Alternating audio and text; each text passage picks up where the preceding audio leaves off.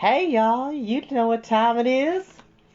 Woo! Get into it! Get into it! Yes! Get into these parts, okay? Yes, I know. Don't come for me in the comment section. I know I need a lineup. I just got my hair done last night. Alright? Focus!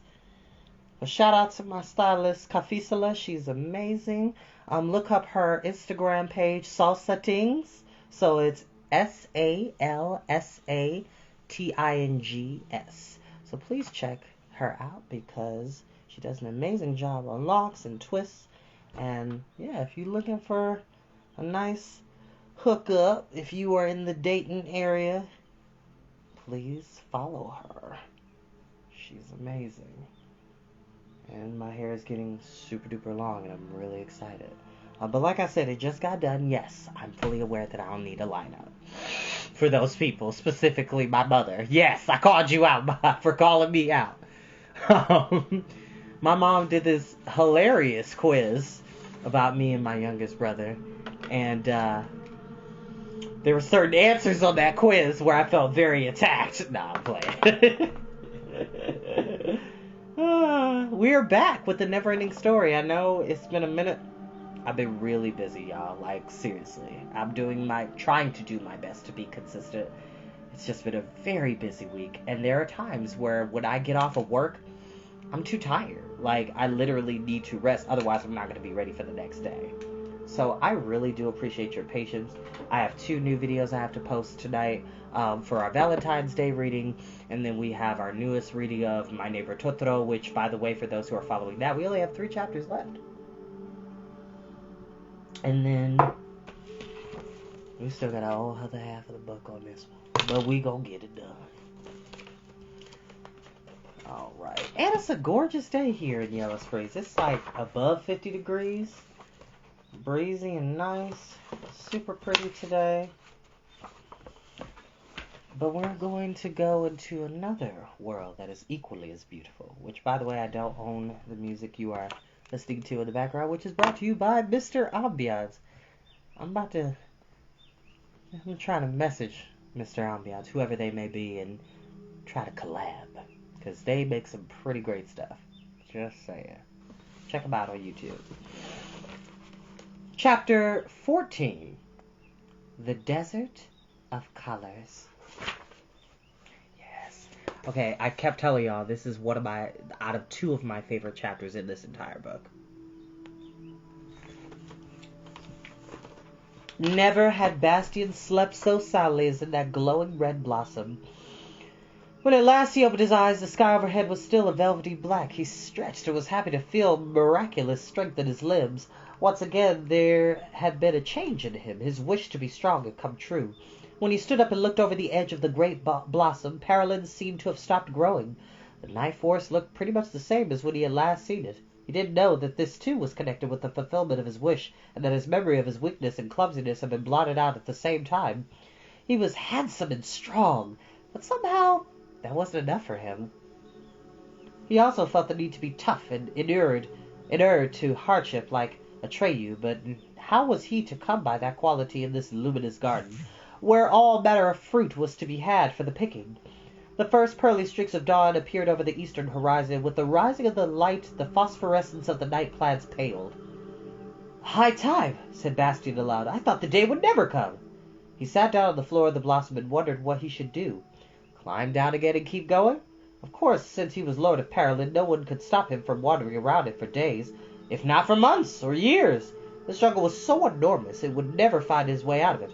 But beautiful as he found the night plants, he didn't think this prospect would suit him in the long run. Exploring a desert, that would be something else again. The biggest desert in Fantastica.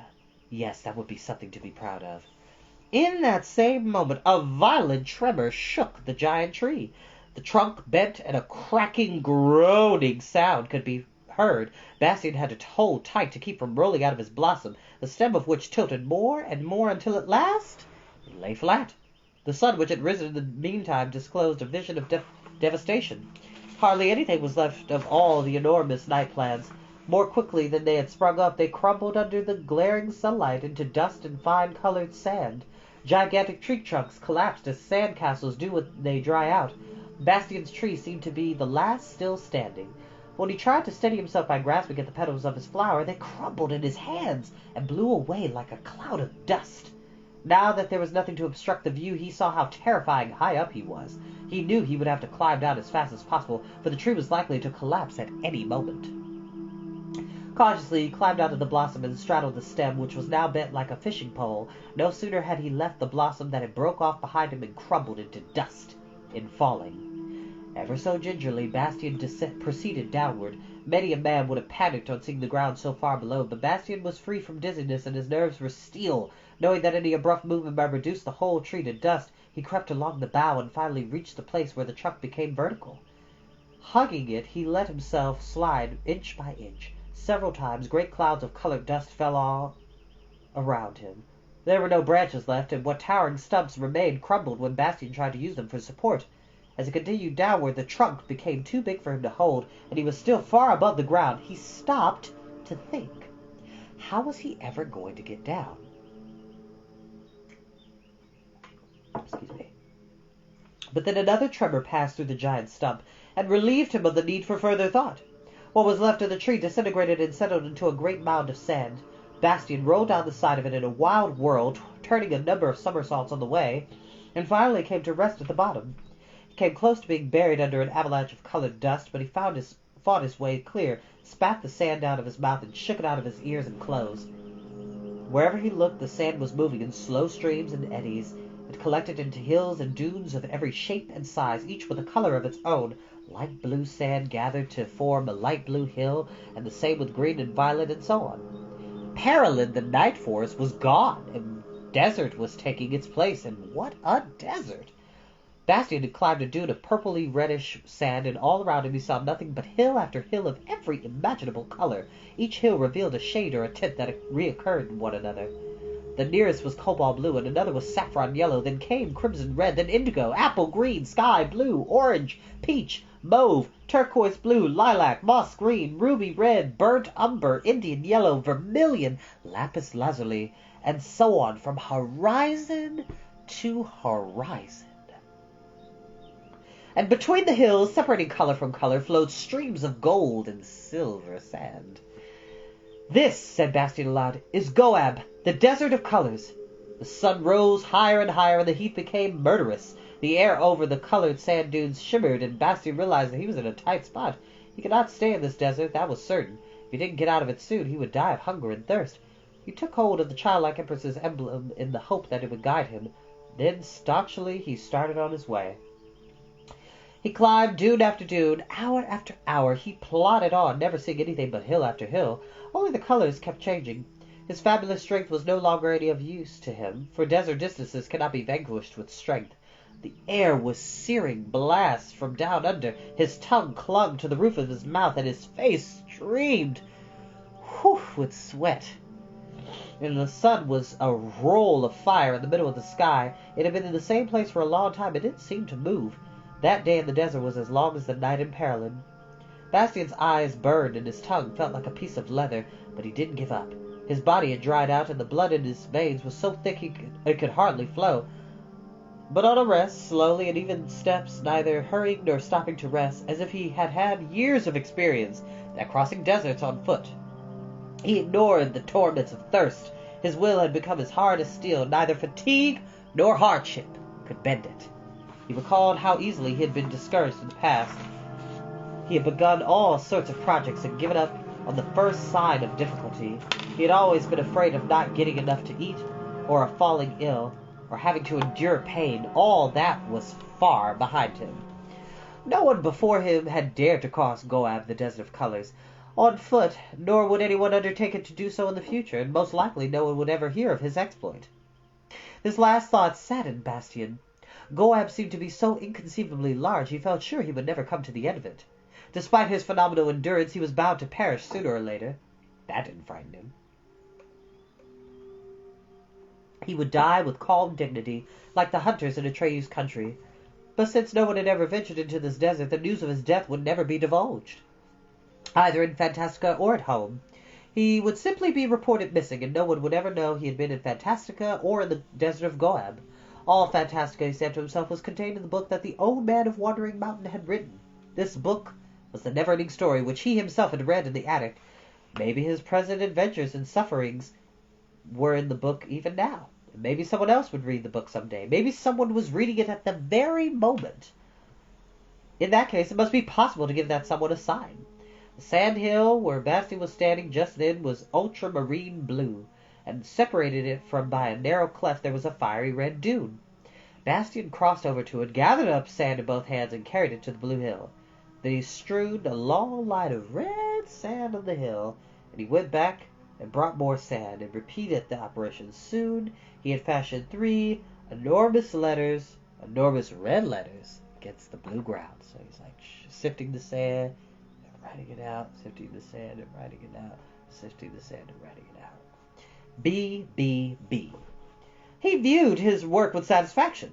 No reader of the Neverending Story could fail to see his message, so whatever happened to him now, someone would know where he had been. He sat down to rest on the red hilltop. The 3 letters glittered bright in the desert sun, and another piece of his memory of the old Bastian had been wiped out.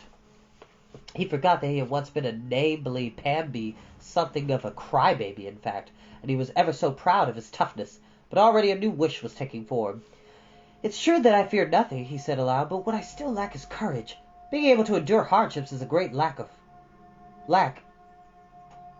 what I still lack is true courage. But being able to endure hardships is a great thing, but courage and daring are something else again. My apologies, y'all. I wish I could run into a real adventure, something calling for great courage. How grand it would be to meet some dangerous creature, maybe not as hideous as Yagramo, but much more dangerous. A beautiful but very, very dangerous creature. The most dangerous creature in all Fantastica. I'd step right up to it and..." Bastian said no more. For in that same moment he heard a roaring and rumbling so deep that the ground trembled beneath his feet. Bastian turned around. Far in the distance he saw something that looked like a ball of fire, moving with incredible speed. It described a wide arc around the spot where Bastian was sitting, then came straight toward him. In the shimmering desert air, which made the outline of things waver like flames, the creature looked like a dancing fire demon. Bastian was stricken with terror. Before he knew it, he had run down into the cleft between the red dune and the blue dune, but no sooner had he got there than he felt ashamed and overcame his fear. He took hold of Orin, and felt all the courage he had wished for streaming into his heart. Then again he heard the deep roar that made the ground tremble, but this time it was near him. He looked up. A huge lion was standing on the fiery red dune. The sun was directly behind him, and he made his great mane look like a wreath of fire. This lion was not a tawny color like other lions, but as fiery red as the dune on which he was standing. The beast did not seem to have noticed the boy, so much smaller than himself, who was standing in the cleft between the 2 dunes, but seemed to be looking at the red letters on the opposite hill. The great rumbling voice said, "Who did this?" "I did," said Bastian. "What is it?" "It's my initials," said Bastian. "My name is Bastian Balthazar Books." Then for the first time the lion turned toward Bastian, who for a moment expected to be burned to a crisp by the flames that seemed to be surrounding the lion, but his fears soon passed, and he returned the lion's gaze. "I," said the huge beast, "am Gorgaman, Lord of the Desert of Colors. I am also known as the Many-Colored Death." Bastian felt the deadly power that flowed through the lion's eyes, but he did not avert his own. When they had measured their strength for some time, the lion looked down with slow, majestic movements. He descended from the dune. When he stepped into the ultramarine sand, he too changed color. His coat and mane became blue. For a moment the huge beast stood facing Bastian, who had to look up at him as a mouse might look up at a cat. Then suddenly Gorgorman lay down and touched his head to the ground. "Master," he said, "I am your servant. I await your commands." "I'd like to get out of this desert," said Bastian. "Can you manage that?" Gorgorman shook his mane. "No, master. That I cannot do." "Why not?" "Because I carry the desert with me." Not knowing what to make of this, Bastian asked, "Isn't there somebody who can get me out of here?" "How could that be, master?" said Gorgorman. "Where I am no other living creature can exist. My presence alone would suffice to reduce everybody, even the most powerful of creatures, into ashes. for thousands of miles around. That's why I'm called the Many-Colored Death and the Lord of the Desert of Colors. That's not so, said Bastian. Everyone doesn't get burnt up in your desert. Look at me. Because you are bearing the gem, Master. Orin protects you, even from me, the deadliest creature in Fantastica. You mean that if I didn't have the gem, I'd be reduced to ashes? That's how it is, Master. That's what would happen, though personally I'd regret it because you are the first and only being who has ever spoken to me. Bastian touched the amulet.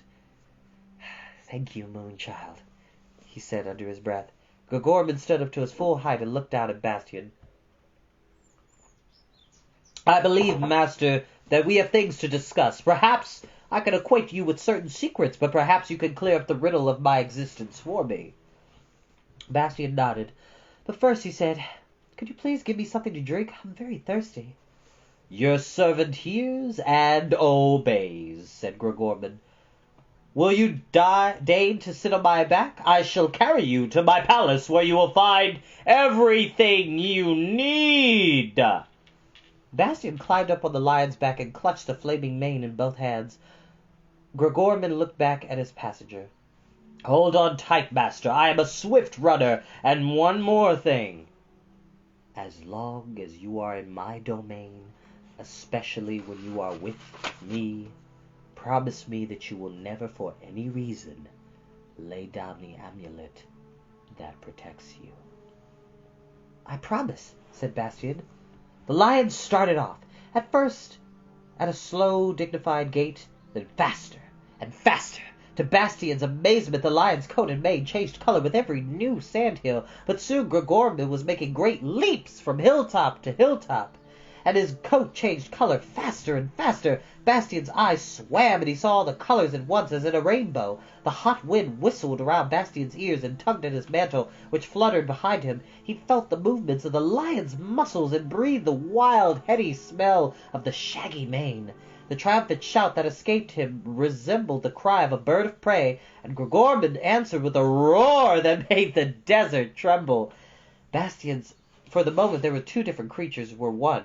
Bastian's heart and mind were in the clouds. He didn't come to himself until he heard Gregorman saying, We have arrived, Master. Will you deign to alight? Which alight, children, is to get off of something. So if you're saddling onto a horse, to alight off of a horse is to get off of a horse, or any other creature that you happen to be using as a means of transportation. A horse, a camel, a donkey, a mule, potentially a sheep. I'm not sure. Bastian jumped down from the lion's back and landed on the sandy ground. Before him he saw a cleft, a mountain of black rock. Was it a ruined building? He didn't know, for the stones were made up the door frames, walls, columns, and terraces of the building, as well as those that were lying about half buried in colored sand, were deeply creviced and smooth, as though the sandstorms of time had smoothed away all sharp edges and roughness. This, Master, is my palace and my tomb. Bastian heard the lion's voice saying, You are Gregorman's first and only guest. Enter and make yourself at home. The sun hung low over the horizon, a great pale yellow disk, shorn of its searing heat. Apparently the ride had taken much longer than it had seemed to Bastian. The truncated columns of spurs of rock, whichever they might be, cast long shadows. It would soon be night.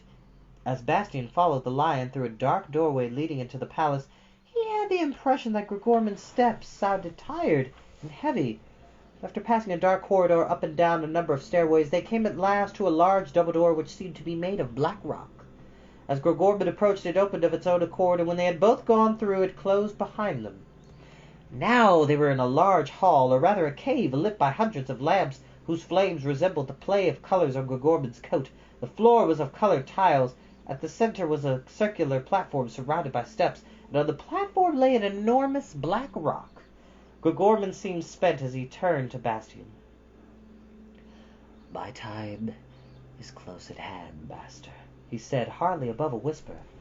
"There won't be time for our talk, but don't worry and wait for the day.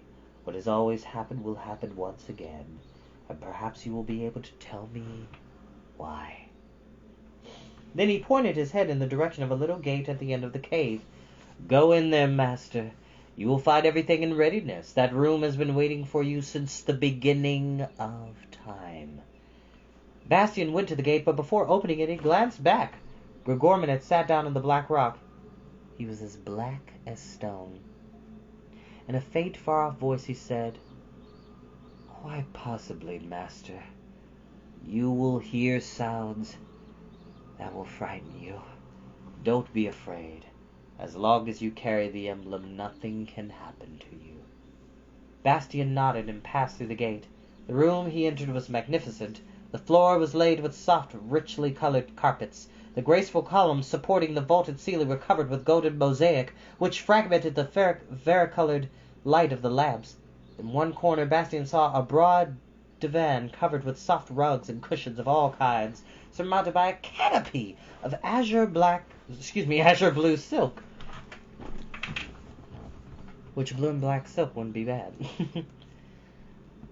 In the opposite corner, the stone floor had been hollowed to form a pool filled with golden liquid. On a low table stood bowls and dishes of food, a carafe full of some ruby-red drink, and a golden cup. Bastian squatted down at the table and fell to. The drink had a tart, wild taste and was wonderfully thirst-quenching. The dishes were unknown to Bastian. Some looked like cakes or nuts, others like squash or melons, but the taste was entirely different, sharp and spicy. Everything was delicious, and Bastian ate his fill. Then he took his clothes off, but not the amulet, and stepped into the pool. For a while he splashed about, washed himself, dived under, and came up puffing like a walrus. Then he discovered some strange-looking bottles at the end of the pool. Thinking they must be bath oils, he poured a little of each into the water. Green, red, and yellow flames darted hissing over the surface, and a little smoke went up. It smelled of resin and bitter herbs, and then the flames died. After a while, Bastian got out of the water, dried himself with the soft towels that lay ready, and put his clothes on. Suddenly he noticed that the lamps were not burning as brightly as before, and then he heard a sound that sent the cold shivers down his spine, a cracking and a grinding as though rock were bursting under the pressure of expanding ice. Bastian's heart pounded. He remembered that Gregorman had told him not to be afraid. The sound softened to a moan and soon stopped. It was not repeated. But the stillness was almost more terrifying. Determined to find out what had happened, Bastian opened the door of the bedchamber. At first he saw no change in the great hall, except that the lamplight now seemed somber and was pulsating like a faltering heartbeat. The lion was sitting still in the same attitude on the black rock. He seemed to be looking at Bastian. "Gregorman?" Bastian cried. "What's going on? What was that sound? Was it you?" The lion made no answer, didn't move. But when Bastian approached him, the lion followed him with his eyes. Hesitantly, Bastian stretched out his hand to stroke the lion's mane, but the moment he touched it, he recoiled in horror. It was hard and ice-cold like the black rock, and Gregorman's face and paws felt the same way.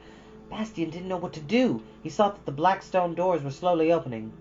He left the hall, but it wasn't until he had passed through the long, dark corridor and was on his way up the stairs that he started wondering what he would do when he was outside. In this desert, there couldn't be anyone capable of saving Gregorman. But it wasn't a desert anymore. Whichever way Bastian looked, he saw glittering dots. Millions of tiny plants were sprouting from the grains of sand which had become seeds again. Perilin, the night forest, was growing once more. Bastian sensed that Gregorman's rigidity was somehow connected with this transformation. He went back to the cave. The light in the lamps were barely flickering. He went over to the lion, threw his arms around the huge neck, and pressed his face to the beast's face. The lion's eyes were black and dead as the rock. Gregorman had turned to stone. The lights flared for an instant and went out, leaving the cave in total darkness. Bastian wept bitterly. The stone lion was wet with his tears, and in the end the boy curled up between the great paws and fell asleep. That is where we're going to end for tonight, because we'll be back later tomorrow. I started a bit early, but typically on Instagram we'll read at 8:30, and on Facebook we'll read at 7:30. But I wanted to read, I was super excited to read this because what I like to call, if you don't know this term, head canon. So what that means is it's to describe like information that you wish was canonical to a series or a franchise that isn't actually canonical. And I'll explain what that headcanon of mine is. So for an example, I believe in my own mind, and there have been comic books that have tried this idea, that the character of Dorothy Gale and Alice Little from Alice in Wonderland and Through the Looking Glass more than likely would have met each other. I believe that the Land of Oz and the Land of Wonderland are connected. There have been plenty of comics that have done it, that have done a really great job. But that's what's called a headcanon. Or another headcanon would be I believe that Captain America and Superman would have been great friends. That's a headcanon. I mean, we have comics where they've crossed over back in the 90s and early 2000s, but I think they would have been great friends. But that's enough for me today. Peace, love, and hair grease, y'all. I'll see you later.